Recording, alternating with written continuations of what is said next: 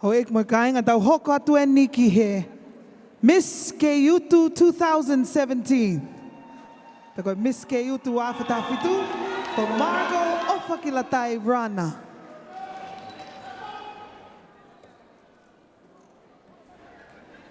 Whakatulou atu mo e whakawhi whakalangilangi o ku mea. Tulou mo e tama pilinisi ko tungi. Kai ata ke u lau kau mo fia i he Masani o e hostea mo e tō angaseti. Ko au, Margot Ofa ki Latai Vrana. O kua fia ke u lave atu ki hoku kakei te u tau olunga aki he katoa ngani. Ko hoku teki mo e kahoa, na e tā pea haka me he kawere i pulu, me he one aloa mo e maka akiu. Ko hoku te unga, ko e kawele i pulu o kutui, ko e matala i siare tafa, me he vai ko Latai mo e whanga ko whewhe holoto. Ko hoku vesa ni mā mo e vae, ko siare tafa o e api ko Keiutu. Ko hoku lolo mirimiri, na e haka ia me he sia ko ka foa. Pea oku au lau kau aki a fua motu Masani, mo e tualiku Tonga. Nuku'alofa atu, Miss Keiutu, Margot Ofa ki Latai Vrana.